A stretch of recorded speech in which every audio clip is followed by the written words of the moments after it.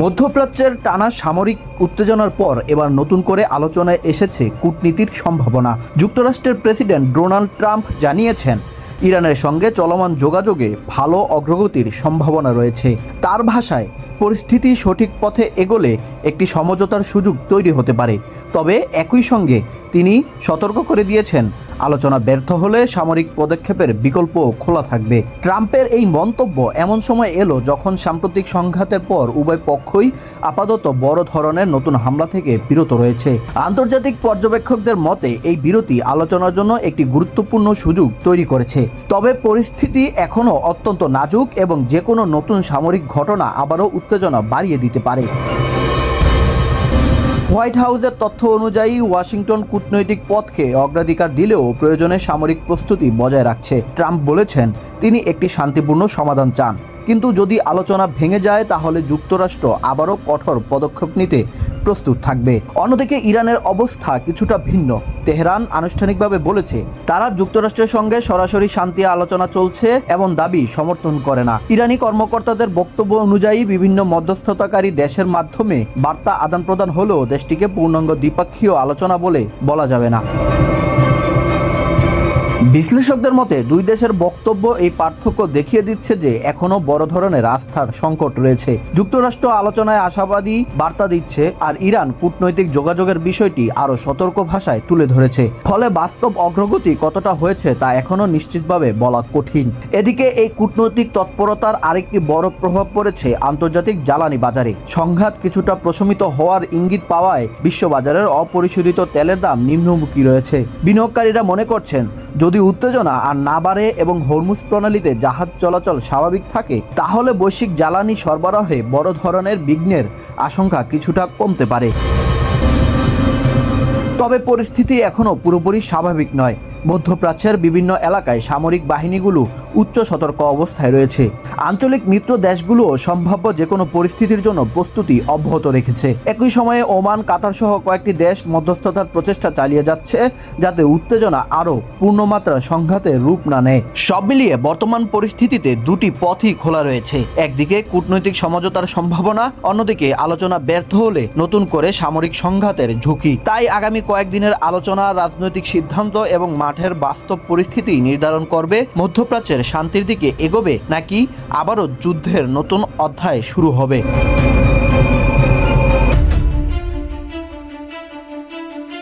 বিশ্বকাপের উত্তেজনা শেষ হলেও ফুটবল প্রেমিকদের অপেক্ষা ছিল আরেকটি মহারণের জন্য। ইউরোপিয়ান চ্যাম্পিয়ন স্পেন এবং কোপা আমেরিকার চ্যাম্পিয়ন আর্জেন্টিনার বহুল প্রতীক্ষিত ফাইনালিসিমা। কিন্তু এখন সেই ম্যাচ আয়োজন নিয়েই তৈরি হয়েছে বড় অনিশ্চয়তা। আন্তর্জাতিক ক্রীড়া সংবাদ মাধ্যমগুলো তথ্য অনুযায়ী স্পেন এবং আর্জেন্টিনার মধ্যকার এই হাই ভোল্টেজ ম্যাচ নির্ধারিত সময় আয়োজনের পথে একাধিক বাধা দেখা দিয়েছে। সবচেয়ে বড় সমস্যা হচ্ছে দুই দলের ব্যস্ত আন্তর্জাতিক সূচি এবং উপযুক্ত ভেন্যু ও সময় নির্ধারণ। ফাইনালিসিমা হলো ইউরোপিয়ান চ্যাম্পিয়নশিপের বিজয়ী এবং কোপা আমেরিকার চ্যাম্পিয়নের মধ্যকার মর্যাদাপূর্ণ আন্তঃমহাদেশীয় ম্যাচ। 2022 সালে আর্জেন্টিনা ইতালিকে হারিয়ে শিরোপা জিতেছিল। এবার সম্ভাব্য ম্যাচটি হতো ইউরো 2024 চ্যাম্পিয়ন স্পেন এবং কোপা আমেরিকা 2024 চ্যাম্পিয়ন আর্জেন্টিনার মধ্যে। কিন্তু 2026 বিশ্বকাপের পর এই দুই দলের খেলোয়াড়দের বিশ্রাম, ক্লাব মৌসুমের পরিস্থিতি এবং আন্তর্জাতিক ম্যাচ সূচির কারণে ক্যালেন্ডারে উপযুক্ত সময় বের করা কঠিন হয়ে পড়েছে। এই কারণেই ম্যাচটি 2026 সালের মধ্যে আয়োজন করা যাবে কিনা তা নিয়ে প্রশ্ন উঠেছে। প্রতিবেদনগুলোতে আরো বলা হয়েছে, ম্যাচের ভেন্যু নিয়েও ঐক্যমত্য তৈরি করা সহজ হচ্ছে না। নিরপেক্ষ ভেন্যু নির্বাচন, আয়োজক সংস্থাগুলোর সমন্বয় এবং বাণিজ্যিক বিষয়গুলো নিয়েও আলোচনা রয়েছে। ফলে এখনো আনুষ্ঠানিকভাবে কোনো চূড়ান্ত সিদ্ধান্ত ঘোষণা করা হয়নি। বিশ্লেষকদের মতে এই ম্যাচটি শুধু একটি ট্রফির লড়াই নয়, এটি হতে পারে বর্তমান বিশ্ব চ্যাম্পিয়ন আর্জেন্টিনা এবং নতুন বিশ্ব চ্যাম্পিয়ন স্পেনের মধ্যকার একটি ঐতিহাসিক দ্বৈরথ। একই সঙ্গে এটি হতে পারে লিওনেল মেসির আন্তর্জাতিক ক্যারিয়ারের অন্যতম আলোচিত ম্যাচগুলোর একটি, যদি তিনি জাতীয় দলে খেলা চালিয়ে যান তবে।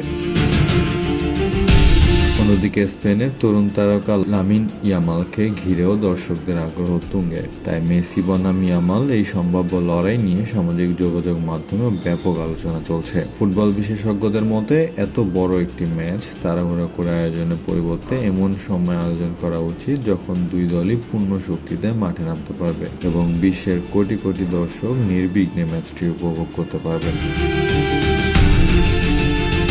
এখন ফুটবল প্রেমিকদের অপেক্ষা শুধু একটি ঘোষণা, স্পেন এবং আর্জেন্টিনার এই বহুল প্রতীক্ষিত ফাইনালি সীমা কি নতুন তারিখ পাবে নাকি আপাতত স্থগিতই থাকবে, সেই উত্তর দেবে আগামী দিনের কূটনৈতিক এবং সাংগঠনিক আলোচনা। সব মিলিয়ে মাঠের লড়াইয়ের আগেই প্রশাসনিক ও সূচিগত জটিলতাই এখন সবচেয়ে বড় প্রতিপক্ষ হয়ে দাঁড়িয়েছে স্পেন আর্জেন্টিনা ফাইনালি সীমার কারণে। তবে ফুটবল প্রেমীদের আশা সব বাধা কাটিয়ে একদিন না একদিন এই মহারণ অবশ্যই মাঠে গড়াবে।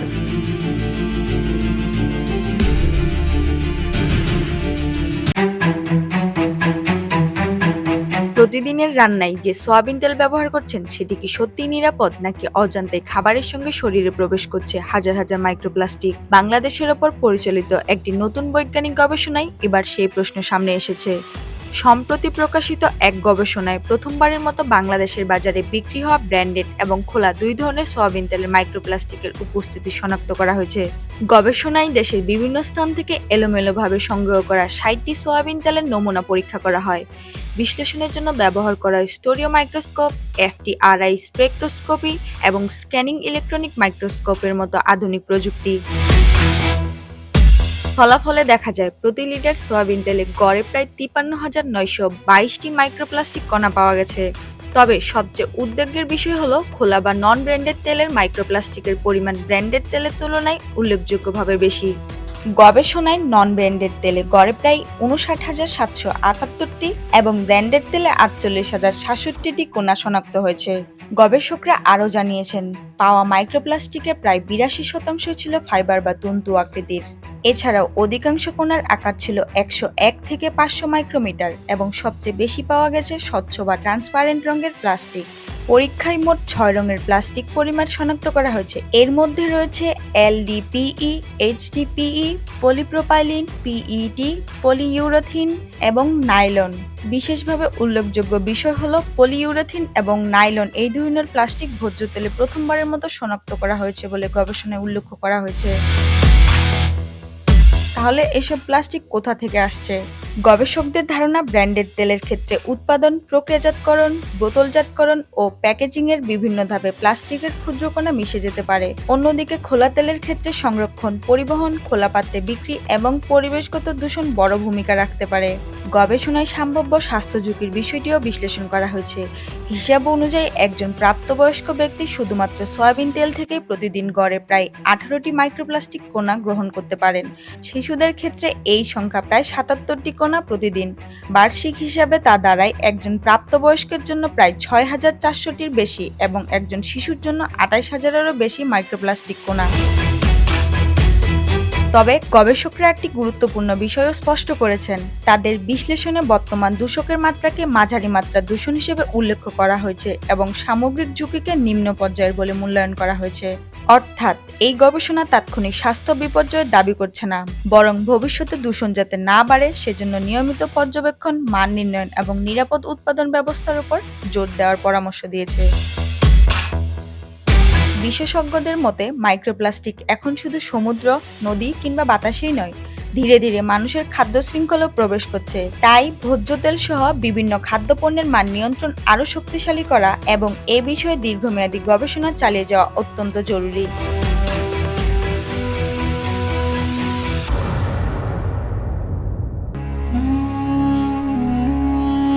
মানবজাতির সবচেয়ে বড় রহস্যগুলোর একটি কিয়ামত। পৃথিবীর শেষ দিন কবে আসবে তা কেউ জানে না। ইসলামের বিশ্বাস অনুযায়ী কিয়ামতের সঠিক সময় একমাত্র আল্লাহই জানেন। কোনো মানুষ, কোনো বিজ্ঞানী কিংবা কোনো ভবিষ্যদ্বক্তা এই দিন তারিখ নির্ধারণ করতে পারে না। তবে কোরআন ও সহিহ হাদিসে কিয়ামতের আগে সংঘটিত হবে এমন কিছু বড় আলামতের কথা উল্লেখ রয়েছে। ইসলামী বর্ণনায় এগুলোকে কিয়ামতের বড় আলামত বলা হয়। হাদিস অনুযায়ী প্রথম বড় আলামতগুলোর একটি হলো ইমাম মাহাদির আবির্ভাব। তিনি মুসলিম উম্মার নেতৃত্ব দেবেন এবং ন্যায় বিচার প্রতিষ্ঠার চেষ্টা করবেন। এরপর আবির্ভূত হবে দাজ্জাল। সহিহ হাদিসে দাজ্জালকে মানব প্রজাতির সবচেয়ে বড় ফিতনা হিসেবে বর্ণনা করা হয়েছে।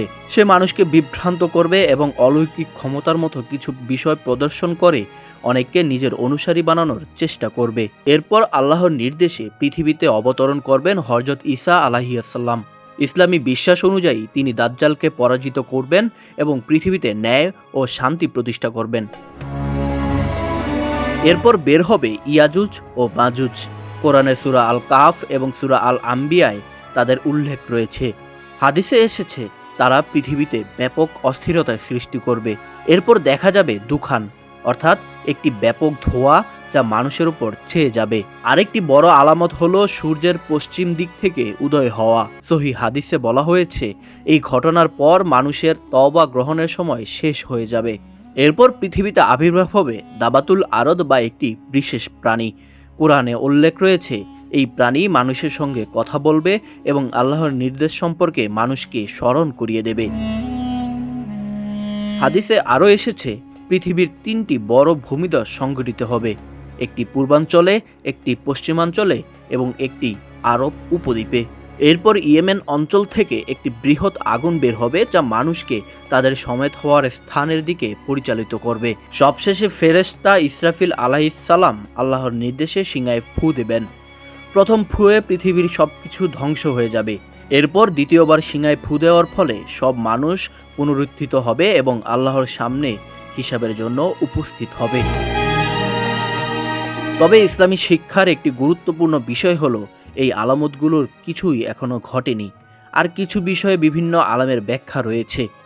তাই কোনো সাময়িক যুদ্ধ, প্রাকৃতিক দুর্যোগ বা রাজনৈতিক ঘটনাকে নিশ্চিতভাবে কিয়ামতের নির্দিষ্ট আলামত বলে ঘোষণা করা সঠিক নয়, যদি না তা কোরআন ও সহিহ হাদিসে স্পষ্টভাবে উল্লেখিত হয়।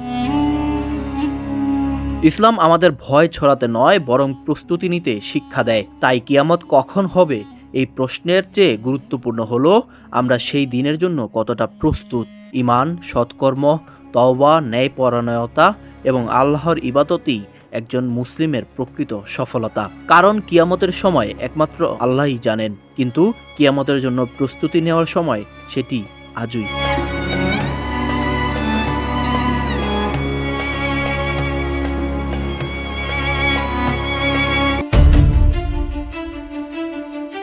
ভারতে একটি মন্তব্য, তারপর সামাজিক যোগাযোগ মাধ্যমে ঝড়, আর কয়েকদিনের মধ্যেই লাখো মানুষের অংশগ্রহণে গড়ে ওঠা এক নতুন যুব আন্দোলন ককরোচ জনতা পার্টি বা সিজেপি। এই নামটি এখন ভারতীয় রাজনীতি ও সমাজে ব্যাপক আলোচনার বিষয়। কিন্তু প্রশ্ন হলো, কিভাবে শুরু হলো এই আন্দোলন? কেনই বা হাজার হাজার তরুণ নিজেদের তেলাপোকা পরিচয় দিয়ে প্রতিবাদে নেমে এলেন? ঘটনার সূত্রপাত একটি আদালতের মন্তব্যকে ঘিরে। ভারতের সুপ্রিম কোর্টের বিচারপতি সূর্যকান্ত এক শুনানিতে বলেন, কিছু পরজীবী এবং তেলাপোকার মতো মানুষ সমাজ ও ব্যবস্থাকে আক্রমণ করছে। তার বক্তব্যকে অনেকেই বেকার ও ক্ষুব্ধ তরুণদের উদ্দেশ্যে করা মন্তব্য হিসেবে ব্যাখ্যা করেন, যদিও পরে বিচারপতি স্পষ্ট করেন তিনি ভুয়া ডিগ্রিধারী ও অসৎ ব্যক্তিদের প্রসঙ্গ তুলে ধরেছিলেন, ভারতের তরুণ যুব সমাজকে নয়। কিন্তু ততক্ষণে সামাজিক যোগাযোগ মাধ্যমে শুরু হয়ে যায় তীব্র প্রতিক্রিয়া। বহু তরুণ মনে করেন এই মন্তব্য তাদের সংগ্রাম, হতাশা এবং বাস্তবতাকে অপমান করেছে। সেই ক্ষোভ থেকে যুক্তরাষ্ট্রে পড়াশোনা করা ভারতীয় যুবক অভিজিৎ দীপ সামাজিক যোগাযোগ মাধ্যমে একটি ব্যঙ্গাত্মক পোস্ট করেন, সব তেলাপোকা যদি একজোট হয়। এই একটি বাক্যই মুহূর্তের মধ্যে ভাইরাল হয়ে যায়। এরপর তিনি তৈরি করেন ককরোচ জনতা পার্টি নামে একটি ওয়েবসাইট এবং সামাজিক যোগাযোগ মাধ্যমের পেজ। নামটি ছিল প্রধানমন্ত্রী নরেন্দ্র মোদীর দল ভারতীয় জনতা পার্টির নামের ব্যঙ্গাত্মক রূপ, যা শুরু হয়েছিল অনলাইনে একটি প্রতীকী প্রতিবাদ হিসেবে। তা খুব দ্রুত বাস্তবে আন্দোলনে পরিণত হয়। মাত্র কয়েকদিনের মধ্যে ইনস্টাগ্রামে লাখ লাখ মানুষ এই উদ্যোগ অনুসরণ করতে শুরু করেন। গুগল ফর্মের মাধ্যমে লাখো মানুষ সদস্য হওয়ার আগ্রহ প্রকাশ করেন। শুধু সাধারণ তরুণই নয়, কয়েকজন বিরোধী রাজনীতিক ও সাবেক জনপ্রতিনিধিও প্রকাশ্যে এই উদ্যোগের প্রতি সমর্থন জানান। বিশ্লেষকদের মতে এই আন্দোলনের জনপ্রিয়তার পেছনে শুধু একটি মন্তব্য দায়ী নয়, বরং বহু বছর ধরে জমে থাকা ক্ষোভ এখানে বিস্ফোরিত হয়েছে। ভারতে প্রতি বছর লাখ লাখ শিক্ষার্থী বিশ্ববিদ্যালয় থেকে স্নাতক হলেও অনেকেই উপযুক্ত চাকরি পান না। বিভিন্ন সরকারি চাকরির পরীক্ষায় প্রশ্নপত্র ফাঁস, নিয়োগে বিলম্ব এবং প্রশাসনিক অনিয়ম নিয়ে দীর্ঘদিন ধরে অসন্তোষ রয়েছে। ফলে বিচারপতির মন্তব্য সেই জমে থাকা ক্ষোভকে আরও উস্কে দেয়। ঠিক একই সময়ে দেশজুড়ে মেডিকেল ও অন্যান্য প্রতিযোগিতামূলক পরীক্ষার প্রশ্নপত্র ফাঁসের অভিযোগে ছাত্রদের বিক্ষোভ চলছিল। ফলে শিক্ষা ব্যবস্থা, কর্মসংস্থান এবং ভবিষ্যৎ নিয়ে উদ্বিগ্ন তরুণদের জন্য সিজেপি একটি প্রতীকী প্ল্যাটফর্মে পরিণত হয়। মানবাধিকার কর্মী ও আইনজীবী প্রশান্ত ভূষণ সহ অনেক বিশ্লেষক মনে করেন এই ঘটনা ভারতের তরুণদের মধ্যে বাড়তে থাকা হতাশা এবং জবাবদিহির দাবিকে সামনে নিয়ে এসেছে। অন্যদিকে সরকারের সমর্থকদের একটি অংশ বলছে বিচারপতির মন্তব্যকে ভুলভাবে ব্যাখ্যা করা হয়েছে এবং বিষয়টি অযথা রাজনৈতিক রূপ দেওয়া হয়েছে। এদিকে প্রধানমন্ত্রী নরেন্দ্র মোদী বা কেন্দ্রীয় সরকার সরাসরি সিজেপি নিয়ে বিস্তারিত মন্তব্য না করলেও শিক্ষা, কর্মসংস্থান এবং তরুণদের অসন্তোষ নিয়ে জাতীয় পর্যায়ে নতুন করে আলোচনা শুরু হয়েছে। রাজনৈতিক বিশ্লেষকদের মতে ককরোচ জনতা পার্টি এখন শুধু একটি ব্যঙ্গাত্মক নাম নয়, এটি এখন এমন এক প্রজন্মের প্রতীক যারা নিজেদের ভবিষ্যৎ, শিক্ষা ব্যবস্থা এবং কর্মসংস্থান নিয়ে আরও বেশি জবাবদিহি চাইছে। সব মিলিয়ে একটি বিতর্কিত মন্তব্য থেকে শুরু হওয়া এই ঘটনা আজ ভারতের অন্যতম আলোচিত যুব আন্দোলনে পরিণত হচ্ছে। ভবিষ্যতে এটি কেবল সামাজিক যোগাযোগ মাধ্যমে সীমাবদ্ধ থাকবে নাকি দেশের রাজনীতিতেও দীর্ঘমেয়াদী প্রভাব ফেলবে, সেটাই এখন দেখার বিষয়।